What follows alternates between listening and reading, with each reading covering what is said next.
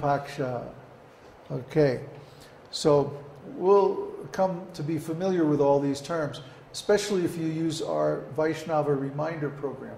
Well, it's not ours, but we downloaded. There's a devotee in Russia that writes it. It's very handy for keeping up with Ekadashis, Purnimas, Amavasyas, what the different days are, and so on.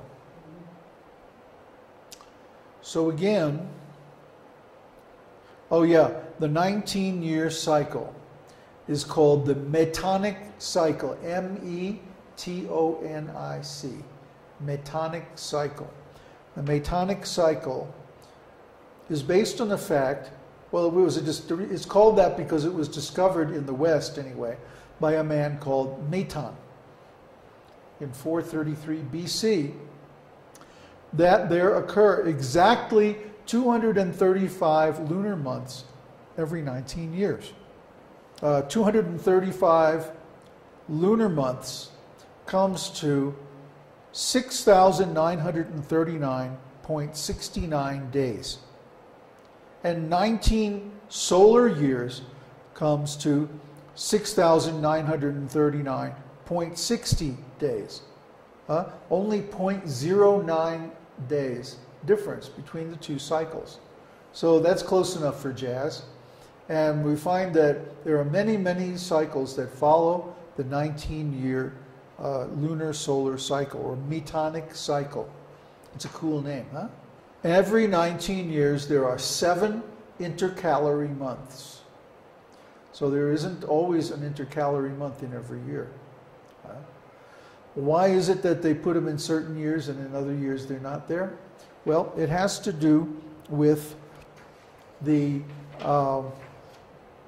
seasons. In the Vedic calendar, the seasons are calculated from the motions of the sun, because the sun is the heat engine that drives the weather. Yet the moon also has an influence on the weather, and their combined motions influence the time of the cycles. Therefore, the lunar months have to be adjusted every so often when there's no solar ingress into a sign, or if there's 2 solar ingresses into a sign. Then we have to insert an intercalary month to adjust everything. If you work with this for a while, you'll get used to it. At the beginning, it sounds very complicated and confusing, I know. But if you follow the Vedic calendar every day, Uddhava has a question. His question is, if we have a Vedic community and we live in the country, can we have our own calendar? Yes. And we can have our own calendar right now. We don't have to wait. We can use the Vaishnava reminder to see what is the Tithi, what is the Nakshatra, and the other things, the other parts of the Panchanga that I'm going to go over in a few minutes. And we can keep our activities in tune with the Vedic calendar. It's just like we always fast on Ekadashi, and whether it's a work day or a weekend or whatever. Because Ekadashi is Ekadashi. You know, it's just like the full moon is the full moon. Whenever it comes in the solar calendar, it's always going to be full. Nature doesn't change to accommodate the Western calendar. It's actually the Western calendar that's unnatural. Yes? That means that, for example, Ekadashi, normally we start on one day. But maybe with what I understand, everything is out of phase. So the actual Ekadashi would start at 10 a.m. instead of 7 or 6. Oh no, the way Ekadashi works, he's saying that the actual Tithi of Ekadashi might not start on, at sunrise. It might start at another time during the day, and that's right. It can happen like that. The Tithis can start any time during the day. The question is, what is the Tithi at sunrise? The Tithi at sunrise determines what day it is. We haven't got to that yet, so we're going to confuse everybody. Well, let's go back and look at the lunar nodes again and talk about eclipses. Again, to review, the nodes are where the moon's orbit intersects the Earth's orbit. The Earth is moving around the Sun this way. And the Moon is moving around the Earth this way. So when the Moon's orbit intersects the plane of the Earth's orbit, that's Rahu and Ketu. Rahu is the ascending node, Ketu is the descending node.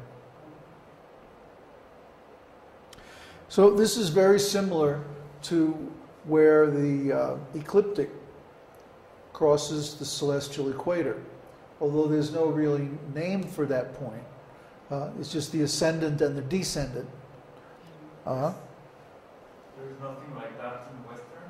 No. Well, they know about Rahu and Ketu, but they don't treat them like planets like Western, like Jyotish does. Now, let's take another look at this. How do the nodes move in respect with the Earth orbit? And why? Well, remember when we were talking about the precession of the equinoxes, we were talking about how the Earth is like a top. And when it spins, like a top, when it spins, it starts to go like this. That's called precession. So the Earth's axis is doing that. It takes 26,500 years to precess one time. But also the Moon's orbit is doing the same thing. It's precessing. So they precess in a backwards direction from the motion of the planets. The Moon is moving this way along its orbit. But the point where the Moon's orbit crosses the Earth's orbit, or the ecliptic, is moving backwards. It's moving this way. So after approximately 2 years, the nodes are going to be maybe 30 degrees. Oh, here's the angle, 5 degrees. Yeah, I was thinking it was between 5 and 9 degrees. The angle between the Earth's orbit and the Moon's orbit. So about every 2 years it moves approximately 1 sign, or 30 degrees. That means every 24 years the Rahu and Ketu go completely around one time. Notice that Rahu and Ketu are always opposite one another. They're always exactly 180 degrees apart. Now let's look at Rahu and Ketu's influence on eclipses. Oh my God, if there was no moon, this would be a whole different place. Yes, the moon is very important because it's about 1/4 the diameter of the Earth. So the moon's mass has a very strong effect on the tides, the weather, on people. Ask anybody who has worked in a hospital emergency room. All the really crazy stuff happens around full moon. It's a fact. Statistically, there are more surgical accidents, more bleeding, more, just people going crazy and stuff right around the full moon. The tides are also very high around full moon and also around new moon.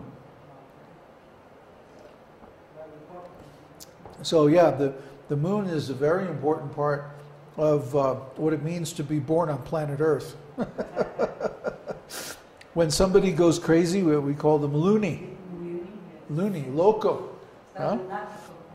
Lunatico, see. So, okay, what is this geometrically? This diagram looks at the orbit of the moon from the side. The sun is over here. Here's the Earth and the Earth's shadow. Here's the moon and the moon's shadow. And we see the inclination of the moon's orbit from the side. In other words, at this point, let's go back. Rahu and Ketu are right angles to the sun. The sun would be over here, shining this way. And Rahu and Ketu are right here. So we're seeing that when the moon is full, and when the moon is new, that they're at an inclination of 5.2 degrees to the ecliptic. Therefore, there is no way that an eclipse can happen. You see? That would be the situation here and here. When the moon is new, it's here. When it's full, it's here. When the moon is new and full, it's there. Too far above the plane of the ecliptic to cause an eclipse. The sun and moon miss each other, or the Earth's shadow and the moon miss each other. But when the Earth is at this point in its orbit, or this point in its orbit, then, looking at this,